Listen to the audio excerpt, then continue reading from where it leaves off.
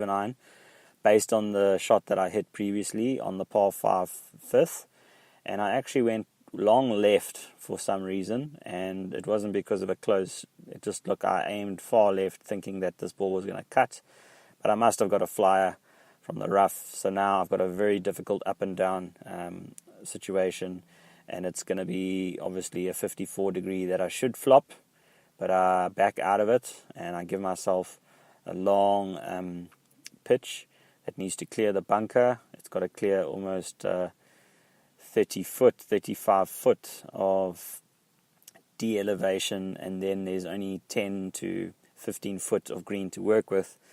So just letting my ball land around the hole, it releases past, and now I must just up and down to make bogey. I didn't. The 9-iron just clipped and held on too much, and now I've got to try and make the putt, a longish putt for 5. It was a good putt, just missed the cup to the left, and now I'm actually first double of the day besides the triple, so now I'm 2 bad holes, and there is yet more to come. I get on to the 11th, and the wind is pretty much dying down, but the wind is there, and I hit another drive where I feel to hold out, blocked it out right, and I've got myself another shot from the rough to contend with. It's an 8-iron, and the 8-iron was perfect. It actually pitched pin high and just released onto the fringe, and now I clipped the 9-iron a little bit past the hole, but made the par save coming back. Then I actually hit a decent 8-iron on the next par 3, which I haven't been doing well lately. I had that in my mind, and I had the second par 3 on, and just the 15th to come. Those par 3s I just feel like make a huge difference with the overall score. And now I'm looking at a good birdie chance just from a fringe putt point of view. And I'm going to fringe putt this thing about 20 foot, and it's going to have to break right to left. So I gave it a chance, just left it a little bit short. But making par now back to back, I'm looking at the 13th and saying, please just find the fairway with a 3-wood or a driver, and I take the driver and proceed to hit another block which catches some trees, and now I've got to hit the, let's call it sideways 7-iron, and give myself a gap wedge or a wedge to try and salvage a par. Very, very tough shot, especially with me maybe getting more and more steep with the adrenaline, and then also just the sequence probably out of sync. And now I've got myself an up and down just to make 5. I don't. It's another one, just like the 10th. And I've now made myself very uncomfortable with 3 bad holes going on to the par 5, where I need to hit another fairway, but still keep the 3-wood out of play and go with the driver. And I hit another block. Somehow got lucky. It stayed on the fairway.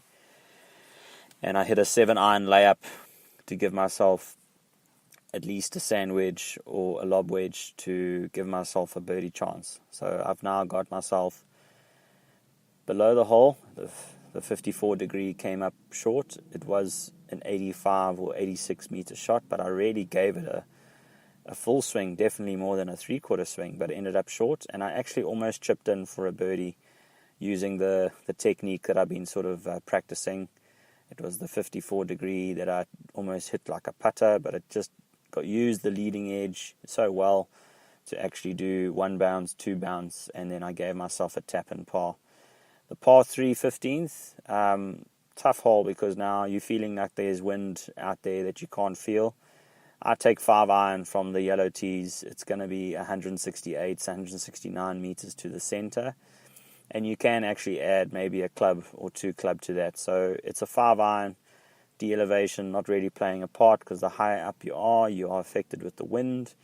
And I actually proceed to block this thing outright. It's gone obviously out of the center of the green. It was pin high, but it actually was into the hazard on the right. So it's actually on the wrong hole with the red stakes. So I'm actually in an opportunity to get up and down, which is a good idea, especially with people missing left and having to take a penalty on the wrong side. So I actually took the drop that has gone past the green, and I could have up and down with maybe a 9-iron, but I chose the 54 and tried to hit a longish pitch rather than chip. And I've left myself now a horrible putt because it actually hit the bank, came back a bit, and now I've got to hit really a hallelujah putt to make bogey. So there it goes. There's my 4th big number for the day, and this is hurting with the fact that I don't have a birdie yet. So stroke 1, looking at this shot, it's going to end up blocking out again because there's no other way I'm going to clear this water without a driver. And I'm thinking, well, let's start way left. Let's start, towards the ladies' tee, and this thing can't go in the water. And promise you, it released, and then it actually did a huge fade. Found the water eventually, but I at least gained distance with the penalty that I took. I hit a horrible hybrid to get myself at least greenside to try and give myself a chance of a 5. But with the horrible hybrid, there was only a 6 left on the card to get out of this hole. So 2 holes to play, and I'm 15 over for the day, which is an 85 gross at the Woods. Way worse than obviously what I expected. I could be 10 shots off from what I was expected. But I finished par. I went 17, 18 back-to-back pars, and this is how I did it. I took a hybrid off the 17th. Also trapped a hybrid that got somewhere around the 8-iron, 9-iron distance. And I actually hit a really good 8-iron that came in a little bit off the high cut shape. It actually pitched pretty much, 5-6 foot by the flag and just released only 3 foot. So I actually gave myself almost a 10-foot birdie opportunity, which I then completely messed up because I felt like I was sitting on a crest and a bit lopsided, so I didn't actually hit the putt. So it didn't get it started, so it ended up really being a poor birdie chance, and that's just what happens with golf when you don't take your opportunities. And then on the last tee shot of the day, didn't really hit the driver like I should have all day with a draw. I hit another fade, and I've got now rough, but I hit a very good 5-iron recovery. I almost got it on the green, so now it's a shortish fringe putt that will give me a chance to finish with a birdie. I left it short, and then I signed the card for an 85. So that was my Saturday afternoon. Your feelings after that are probably demotivation, but I actually felt, well, it was just great to get a 18-hole in because it took a pressure off for me trying to make up something on the Sunday. I was very happy with the fact that I kept on believing that I could come back. I kept on believing that I must keep not giving up. There is a belief in that, believe it or not. It means that every swing must have a purpose. You must try and find that swing, even when I'm just not in a position to make a good decision. But I've definitely come out of the round feeling that the tee shots can definitely be done a lot better if I have a draw shape, especially with some of the iron play that I've been using. Obviously, my approaches are much better than what they used to be if I found the fairway and I've got myself a 9-iron, 8-iron, 7-iron. I must have scored quite high in that stat today. But I've got to hit the high cuts. The problem is you're looking for distances that either suit the draw or shoot the stock shot or the fade. The fade is working for me. Just the condition today just felt a little bit, just a little bit feeling like I had to try a little bit harder than what I needed to, and that's something I got to work on. But I have been looking at the pins and working backwards. I have been looking at where do I want to be in terms of ball position. Of course, all the releases that went out today put myself in a position where I didn't want to be. I've got to be brave. Those 2 flop shots, go back and play those flop shots again. Even today, if I go practice, I'm going to go to those spots and do a reenactment. I'm going to do the one on the 10th and then do the one on the 8th. So then there's the situation. You practice that and then walk away with a little bit of redemption from Saturday, because Club Champs is coming up, league's coming up. There's quite a lot of club activity. I still am really itching to get into tournaments, but I've made myself a very clear goal. I need to shoot sub 70 if I want to consider getting back into some mid-ams and being able to compete. Can't actually come to a Saturday golf and walk away with no birdies. It's 4 birdies or 5 birdies and then try and control the bad holes. Let's go 1 or 2 bad holes, and that should be the theme for a Saturday afternoon, where there is a tiny bit of prestige and privilege on the line with the pressure.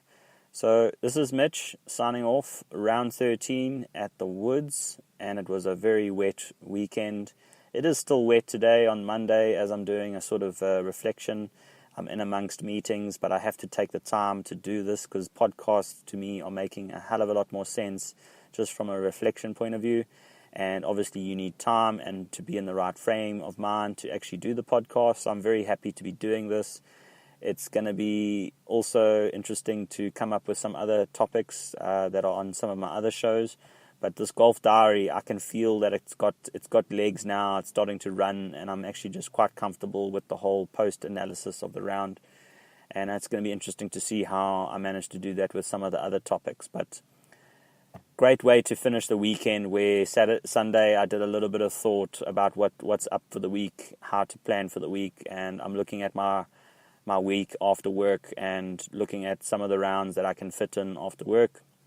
I've got a trip that I've got to try and mitigate with the week coming up. So it's about not really getting a practice round in, but it's also to get the chipping drills that I always seem to do weekly. I don't think any sacrifice for that is the right thing. And I mean, I could be in a situation where I go and do some putting practice, and looking forward to that. I'm going to probably organize a game on Wednesday, try and get it done as a breakfast golf so that I don't lose out on Wednesday completely, but I'll be back on Saturday. So if I'm just looking at my week and I'm trying to get at least 3 or 4 sessions done this week, it's a combination of range, chipping drills, getting out onto the course and doing twilight golf, or actually just getting around where some people are around, because I always seem to play well when there's no audience. But at the end of the day, I think when there's people around, it's how you contain and control some of the strengths that you don't want to exude, but also just play within yourself, and then also just maybe give some indication as to what do you want to get out of a certain shot and how little effort is probably better. Less is more. So this is Mitch. I'm signing off. Fantastic to see that this experiment is getting the articulation and comprehension done, but really looking forward to the fact when I podcast with a score and a card that has got a sub 70 round in it, because then I could really go into more detail. I probably would have said on a day like that where the pitches were, obviously the target, and then how much did I miss the target. I mean, that would probably come in where today was scrambling and how good was I to try and save a par and how to salvage a bogey. So that's Mitch. It's been good. Have a great Monday, and let's get it on. Let's get on to this thing.